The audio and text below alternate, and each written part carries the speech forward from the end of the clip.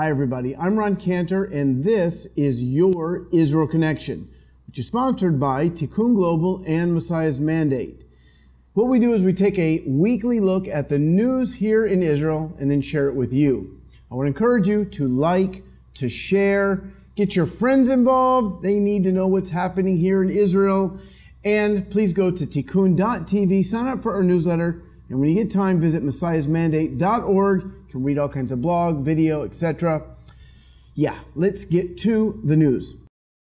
Okay, in our first story, I am just heartbroken. I really am. We shared with you last week the amazing story about the special needs music group called Chava from the Chava Center in Jerusalem. Just an amazing story. Every year we have this a competition called the Next Star, and the winner of it goes to Eurovision. Again, like I said last week, Americans don't know what Eurovision is, but in Europe and here in Israel, it is huge. It's this huge music contest.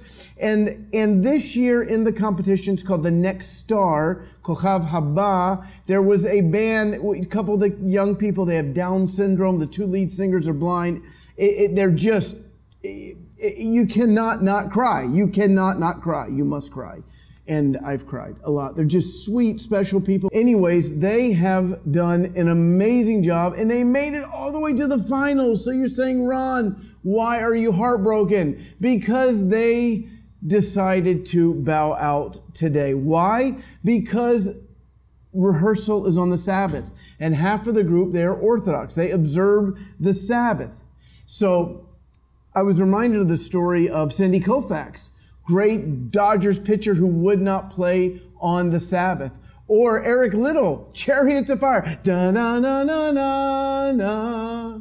Da-na-na-na-na. Remember that? He would not run on Sunday, which he thought was the Sabbath. It's actually Saturday. But still, it's an awesome, inspiring story. And these folks, they said, you know, rather than continue in the competition in the final and then cause problems for somebody who might go instead of them, they're going to bow out so everybody else can have a fair shot at it. Pretty amazing. What a great stand to take. You know what? History doesn't remember people who are in competitions. People remember history who took a stand. Who else was pitching for the Dodgers in the World Series that year other than Sandy Koufax?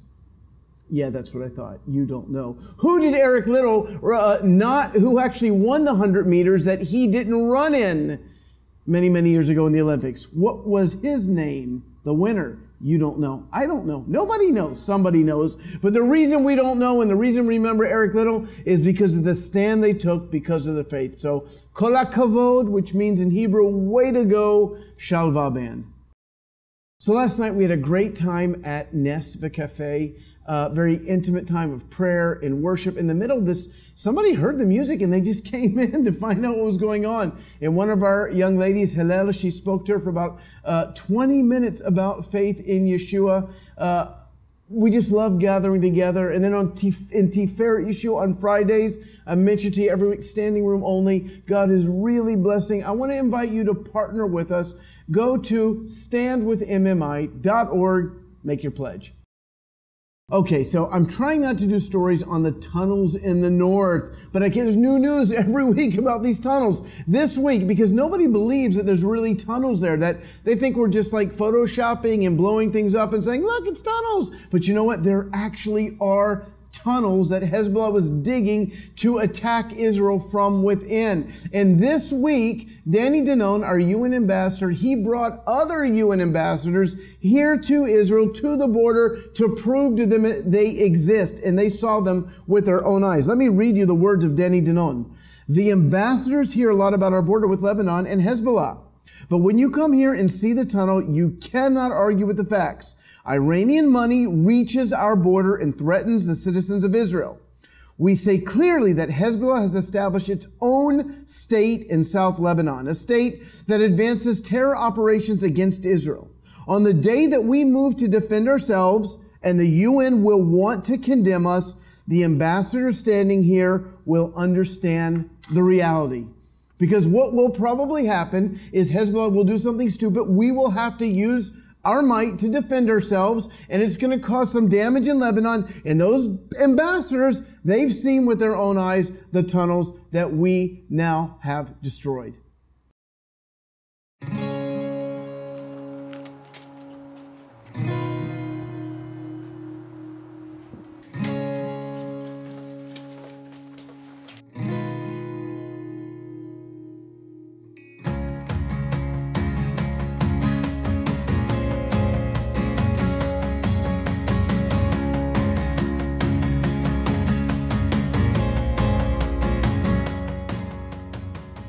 Yeshua Hi is a TV channel that broadcasts 24/7 on the internet.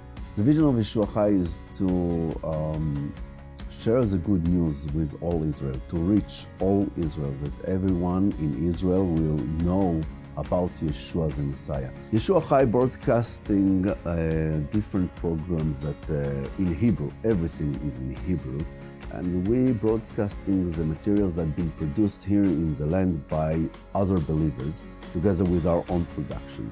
Before I became a believer, I wanted to watch something on the internet about Yeshua, and there was nothing but the film of Jesus. Only since 2011, they start to produce Hebrew materials, evangelistic Hebrew materials, and now we can reach all Israel, all the Hebrew language speaker in their native tongue. Israelis are curious to know what is written in the New Testament, but they are afraid. They don't know what is written there, and they want to know, but they are afraid that being exposed by others.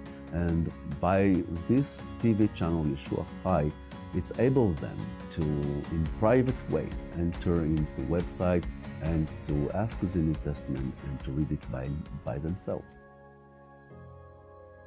The way that we are reaching people and make contact with them is that we suggest the New Testament in Hebrew and other books that they can order from us freely. And there is a way to receive prayer from us.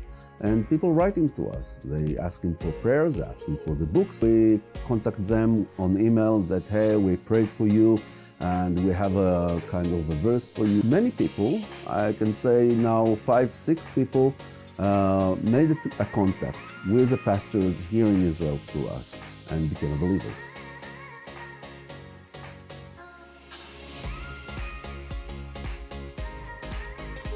We invest in the first post of Facebook. If we will put $50, it will reach 10,000 people. If we will invest $100, it will make impact much more stronger, even more than double. We want to share the good news with all Israel, to bring the gospel to all Israel in the internet TV channel 24/7, that all Israel will be saved.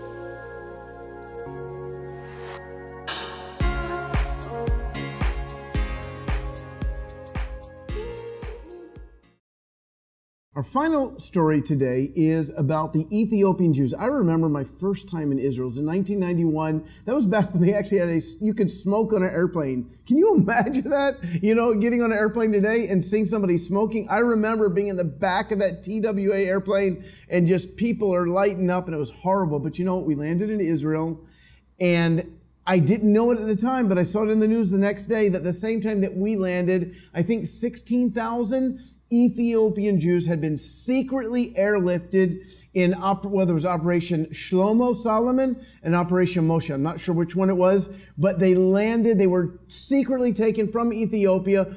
They had to do it in secret because they would be persecuted. They would be killed by other Ethiopians. And they came to Israel to start a new life. And there have been, I think, somewhere between 30,000, 40,000 Ethiopians that have come to Israel.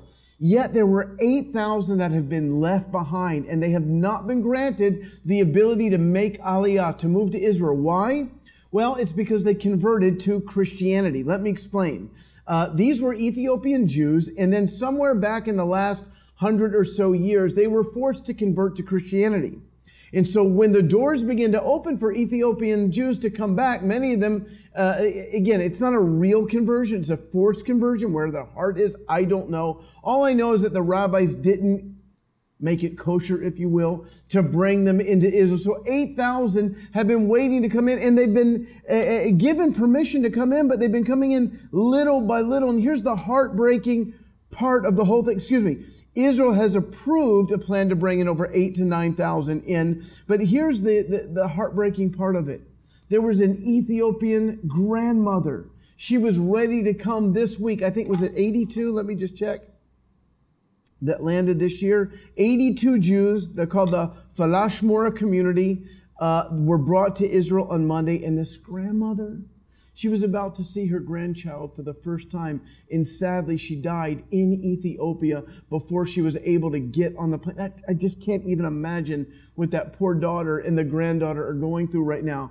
But that's why we need to pray for the Ethiopian Jews have not been allowed into this country. You see, in my opinion, Israel is probably the most humane country in the world. No country would show the restraint that we show when we're attacked from every side, and yet we rarely attack back. But we're not a perfect country, and this is one area where we have to improve. We need to bring every single Ethiopian Jew, get them out of Ethiopia, and bring them to the life that they're destined to live here in Eretz Yisrael, the land of Israel.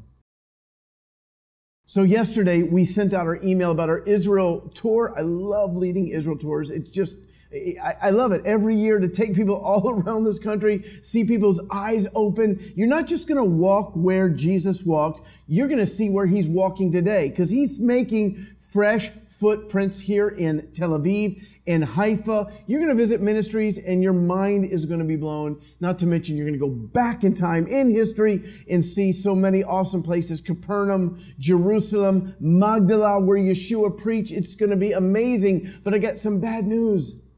When I sent out the email yesterday, there were only 7 spots left. And I've got worse news for you today. 2 more people signed up. We've only got 5 spaces left. Now, we'll have a waiting list, and sometimes there's cancellations. But if you're interested in coming, May 29th through June 8th, go to uptozion.net and sign up today.